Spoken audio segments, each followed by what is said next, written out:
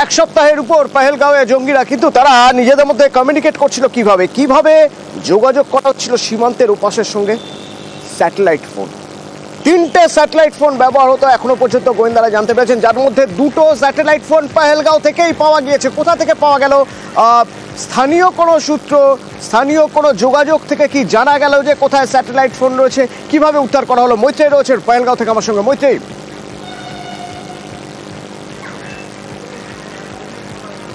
দেখো অতনু, অত্যন্ত তাৎপর্যপূর্ণ হচ্ছে যে 3টি স্যাটেলাইট ফোন এখনো পর্যন্ত উদ্ধার করতে পেরেছে এনআইএ, এবং এর মধ্যে 2টি স্যাটেলাইট ফোনের যে নেটওয়ার্ক ট্র্যাকিং রয়েছে সেটা করতে পেরেছে এখনো পর্যন্ত এনআইএ, এবং যেটা তারা এই তথ্যে তারা পৌঁছেছে। এবং জঙ্গলের মধ্যে যখন একেবারে চিরুনি তল্লাশি চলছে সেই সময়, এবং বেশ কিছু সূত্র, বেশ কিছু লিডস তাদেরকে এই স্যাটেলাইট ফোন পর্যন্ত পৌঁছে দিয়েছে। এর আগে এরকম খবর আমাদের কাছে এসেছিল যে স্যাটেলাইট ফোন অন হচ্ছে এবং সেখান থেকে ট্র্যাক করার চেষ্টা করছে, কিন্তু খুব স্বাভাবিকভাবেই যেহেতু অপারেশন অনগোয়িং ছিল সেই তথ্য আমরা প্রকাশ করিনি। কিন্তু এখন আমরা যেটা সূত্র মারফত জানতে পারছি যে 3টি স্যাটেলাইট ফোন রিকভার করেছে এনআইএ, এবং এই মুহূর্তে এটা তাদের হেফাজতে রয়েছে সেই 3টি স্যাটেলাইট ফোন। এবং এই 3টি স্যাটেলাইট ফোনের মধ্যে মোট 2টি স্যাটেলাইট ফোনের যে নেটওয়ার্ক রয়েছে সেই নেটওয়ার্ক ট্র্যাক করতে পেরেছে তদন্তকারী সংস্থা, এবং একই সঙ্গে প্রায় 2,500 জনকে জিজ্ঞাসাবাদ করা হয়েছে, এবং যার মধ্যে 186 জনকে এখনো পর্যন্ত নিজেদের হেফাজতে রেখে জিজ্ঞাসাবাদ চালাচ্ছে। কারণ এই জঙ্গি হামলার বিষয় এবং এই জঙ্গিদের বিষয় যারা এখনো মনে করা হচ্ছে সাউথ কাশ্মীরেরই কোনো না কোনো জঙ্গলে তারা লুকিয়ে রয়েছে এবং তারা কভার নিচ্ছে এবং কনস্ট্যান্টলি পালিয়ে বেড়াচ্ছে, তাদের বিষয় যাতে কোনো সূত্র পাওয়া যায় সেই জন্য এই জিজ্ঞাসাবাদ চলছে এনআইএর তরফ থেকে। অতনু, ধন্যবাদ মৈত্রেয়ী। এবং এই ঘটনায় যখন পাকিস্তানের প্রত্যক্ষ যোগ যখন পাওয়া যাচ্ছে পাকিস্তানের, ঠিক সেই জায়গা থেকে পাকিস্তানের সঙ্গে সরাসরি সংঘাতের পথে ভারত, অল আউট ছাড় দেওয়া হয়েছে সেনাকে। এবং আপডেট খবর হলো পাকিস্তানের বিমান কোনোভাবেই ভারতের আকাশ সীমা ব্যবহার করতে পারবে না, ভারতের আকাশ ব্যবহার করতে পারবে না। ভারতের আকাশে পাকিস্তানের বিমান নিষিদ্ধ। পাকিস্তানের কোনো রকম কোনো সামরিক বা অসামরিক বিমান ভারতের আকাশ ব্যবহার করতে পারবে না। পাক অপারেটরদের ভাড়ার বিমান, সেই ভাড়ার বিমানও ভারতের আকাশ সীমায় ঢোকানো যাবে না।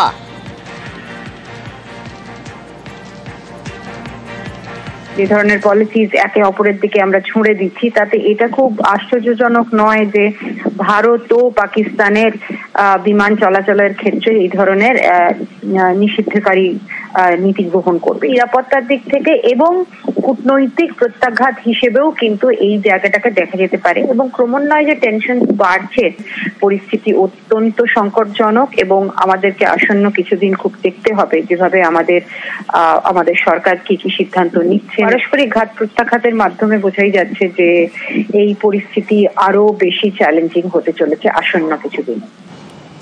আর এসবের মধ্যেই কূটনীতি জারি রয়েছে, কারণ বিদেশমন্ত্রী এস জয়শঙ্কর, তার সঙ্গে ফোনে কথা হয়েছে মার্কিন বিদেশ সচিব মার্কো রুবিওর। আমার সঙ্গে মৈত্রেয়ী রয়েছেন। মৈত্রেয়ী, মার্কো রুবিওর সঙ্গে জয়শঙ্করের কথা হয়েছে। আমেরিকা প্রথম থেকেই বলে এসেছে সন্ত্রাসবাদ দমনে ভারতের সঙ্গে একযোগে কাজ করবে আমেরিকা, কিন্তু এক্ষেত্রে আমরা দেখলাম দুদিন আগে থেকেই আমেরিকা বলতে শুরু করেছে যে ভারত পাকিস্তান দুই দেশই সংযত থাকুক, অর্থাৎ কোথাও যেন আলোচনা বা বৈঠকের জন্য একটা টেবিলে বসা হোক, এরকম একটা মনোভাবের জায়গায় এস জয়শঙ্করের সঙ্গে মার্কিন বিদেশ সচিবের কি কথা হলো?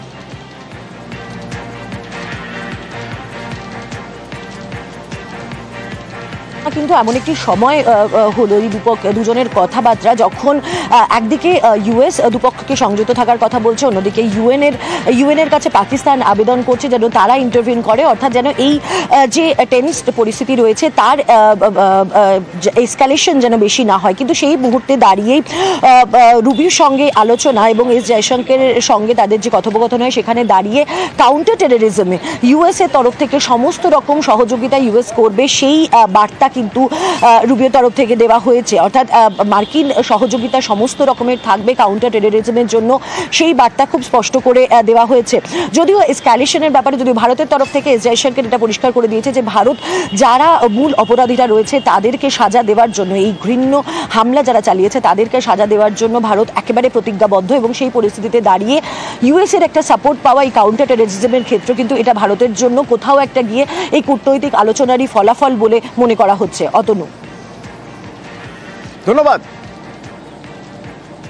এবার পূর্ব বর্ধমানের একটা রাস্তা দেখাবো আপনাদের, একেবারে পাকা রাস্তা, কিন্তু নামেই পাকা রাস্তা, পিচ রাস্তার মধ্যে কাদা ভর্তি। আর সে কাদা এমন কাদা, সেখানে বাসের চাকা পর্যন্ত আটকে যাচ্ছে। এমন সময় গেছে কাদা মাখা রাস্তায় ট্রাক্টর দিয়ে বাস তুলতে হয়েছে। বেহাল এই রাস্তা।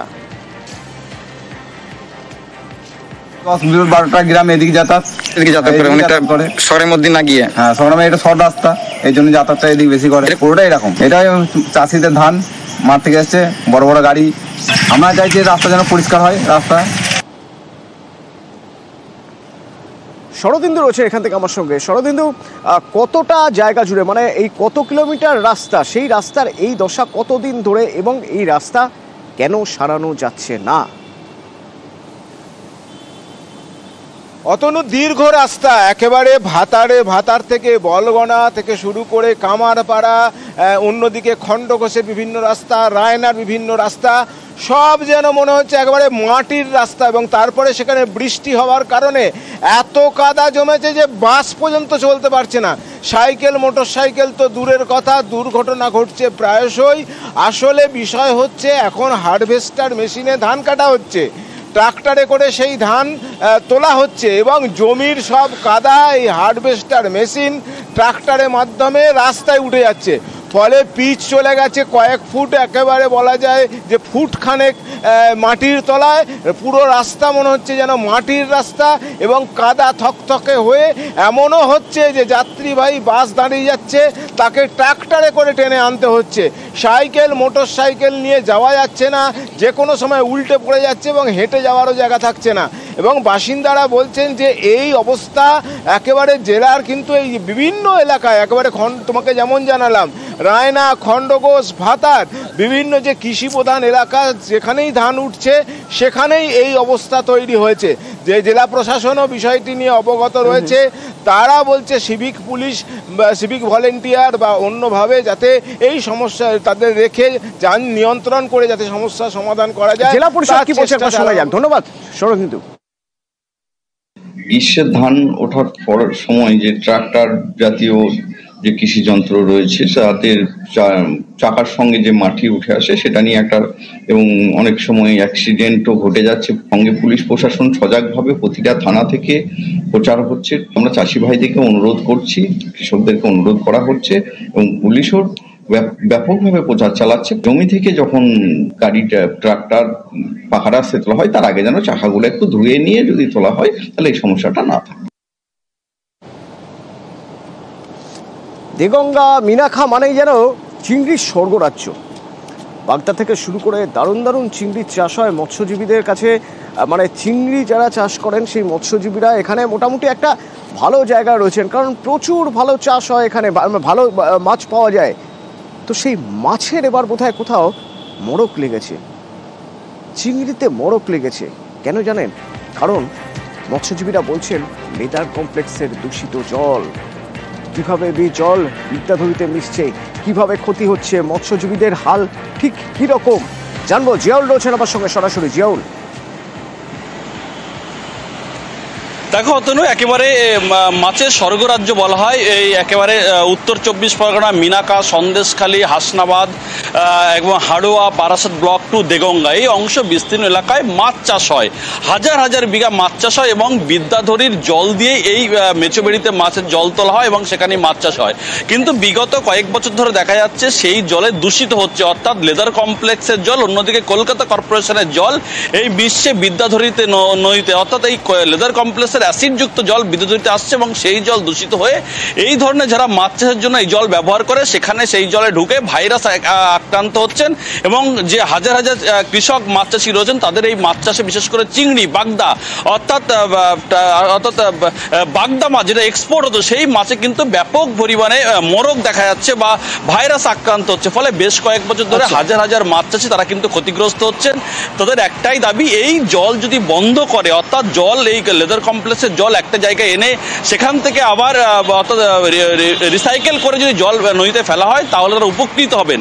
কিন্তু সেই পদ্ধতিও রাজ্য সরকার নিয়েছেন, কিন্তু কবে সেই কার্যকারী হবে ইতিমধ্যে কিন্তু চাষিরা আতঙ্কিত, তার কারণ এক্সপোর্ট ইম্পোর্ট পুরোপুরি মাছ বন্ধ। যত দেরি হবে তত তাদের ক্ষতির পরিমাণ আরো বাড়তে থাকবে। ধন্যবাদ জিয়াউল। লেদার কমপ্লেক্স বা কলকাতা থেকে যে জলগুলো আসছে, জলগুলো অত্যন্ত দূষিত, বিষাক্ত জলগুলো ঘেরি মালিকের ওঠান, কারণ তাদের বিকল্প পথ নেই। তো এই জলে যে মাছ চাষ করা হয়, কারণে অকারণে মাছগুলো মরিয়ে যায়, বিভিন্ন রকম ভাইরাস হচ্ছে। সাদা মাছ চাষ করে ওরা ঘেরিওয়ালারা কোনোভাবেই কেনার হতে পারছে না, ওরা লাভবান হতে পারছে না। সমস্ত মাছ চাষিরা এখন ক্ষতির সম্মুখীন, প্রত্যেকেই ক্ষতিগ্রস্ত। আমরা কোনো সোর্স পাচ্ছি না যে আমরা এই ব্যাপারগুলো সরকারের দৃষ্টি আকর্ষণ করব। তো আপনাদের মাধ্যমে যদি সরকারের কানে পৌঁছায়। চর্মনগরী, লেদার কমপ্লেক্সের নোংরা, এইগুলো দিয়ে এই জল এখানকার বিদ্যাধরী নদী দিয়ে যায়। এবার এই নদীর পাশেই হচ্ছে আমাদের মেছো ঘেরিগুলো থাকে, তো সেই জন্যে বাগদার চাষের কিন্তু ব্যাপক ক্ষতি হচ্ছে। আমিও ওভার টেলিফোনে কথা বলেছি, আমরাও লিখিতভাবে রাজ্য সরকারের সংশ্লিষ্ট দপ্তরের মাননীয় মন্ত্রী যারা আছেন তাদেরকে আমরা এটা জানাবো, সেই ব্যাপারে সংশ্লিষ্ট মন্ত্রকের দৃষ্টি আকর্ষণ আমরা করব।